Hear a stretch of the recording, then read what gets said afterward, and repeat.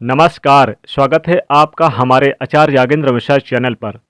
आपके मकान में गरीबी आने की 9 निशानियाँ। दोस्तों, घर में होने वाली छोटी छोटी बातों में कई संकेत छुपे होते हैं। इन संकेतों को अगर समझ लिया जाए तो हम जान सकते हैं कि भविष्य में आने वाला समय कैसा होगा और परेशानियों से बच सकते हैं। ज्योतिष शास्त्र के अनुसार जब दरिद्रता गरीबी बढ़ने की संभावना होती है तो घर में छोटी छोटी बातें इशारा करती है। आज के इस वीडियो में हम आपको बताएंगे कि गरीबी दरिद्रता बढ़ने वाले कौन कौन से संकेत आपको मिल सकते हैं। दोस्तों, अगर घर में कोई मुसीबत आने वाली है तो उसका असर सबसे पहले घर में लगे तुलसी के पौधे पर होता है। तुलसी का पौधा बिल्कुल सूख जाता है, जिसे घर में मुसीबत और दरिद्रता का आने का संकेत माना जाता है। खाने पीने की नमकीन पदार्थों में काली चींटियों का पड़ जाना आपके आने वाले बुरे समय की ओर इशारा करती है। अगर आपके घर में लगे पेड़ पौधों की पत्तियां सूखने लगे तो उसे तुरंत कटवा लें। घर में लगे पेड़ पौधे हमेशा हरे भरे होने चाहिए। घर में पेड़ पौधों की पत्तियां सूखनी नहीं चाहिए, वरना बुध ग्रह खराब होता है और इससे आपके ऊपर कर्ज बढ़ता चला जाता है। पेड़ पौधों को रोजाना पानी जरूर दें, सूखने ना दें।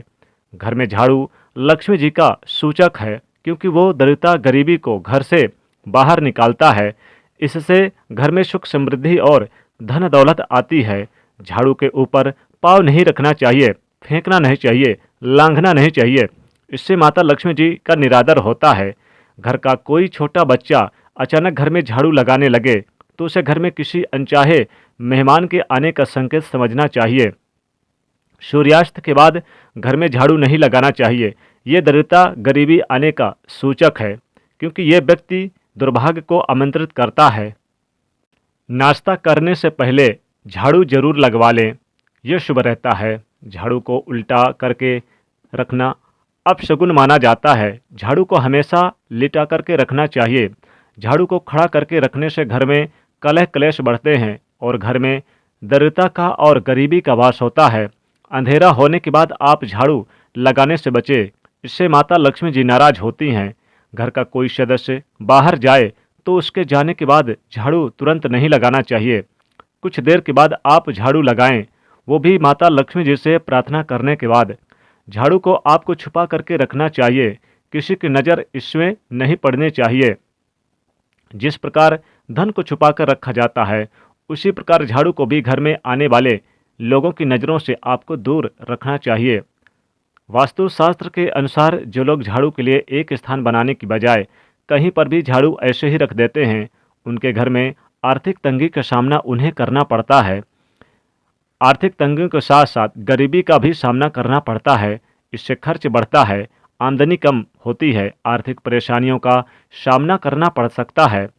दोस्तों, गाय या फिर अन्य किसी को भी जानवरों को झाड़ू से नहीं मारने चाहिए और उससे भगाना नहीं चाहिए।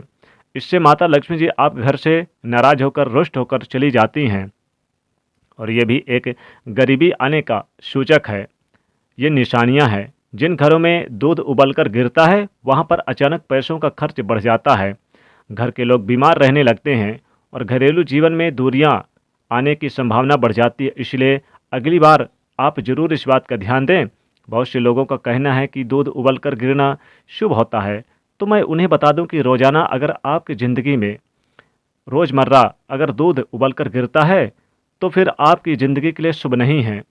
रोज़ रोज़ ऐसा नहीं होना चाहिए।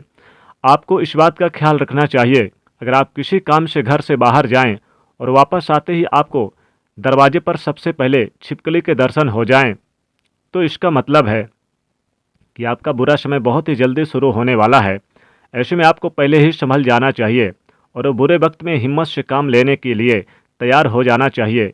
इस बात का ध्यान रखिए कि वक्त कभी भी एक सा नहीं रहता, बुरा वक्त भी निकल जाएगा। ज़रूरत है सिर्फ हिम्मत और काम से लेने की। दोस्तों, घर में छिपकली दिखना वैसे तो शुभ संकेत होता है, लेकिन अगर आपने नया घर लिया और उसमें छिपकली मरी हुई मिल जाए तो घर में प्रवेश से पहले आपको पूजा हवन आदि करवा लेना चाहिए।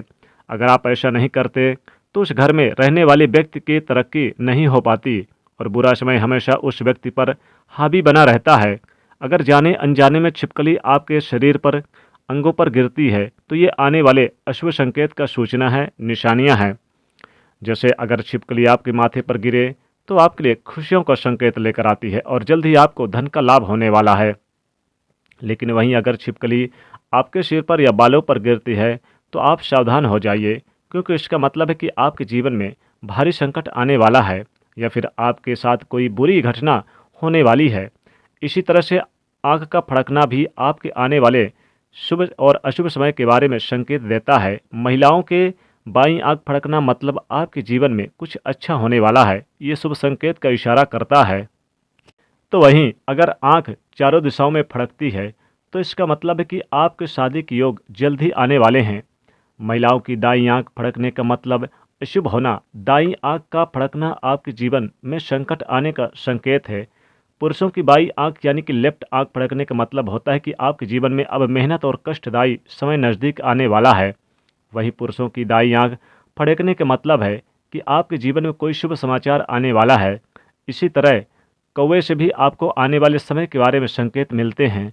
अगर कौवा किसी स्त्री के सर पर आकर बैठ जाए तो इस स्त्री के पति पर भारी मुसीबत आने वाली होती है। अगर किसी व्यक्ति के घर पर या उसके छत पर अचानक यानी कि अचानक बहुत सारे कौवे आकर शोर मचाने लगे तो उस घर के मालिक पर आने वाली बड़े संकट की ओर इशारा करते हैं और ये आने के यानी कि बुरे समस्याओं के संकेत है।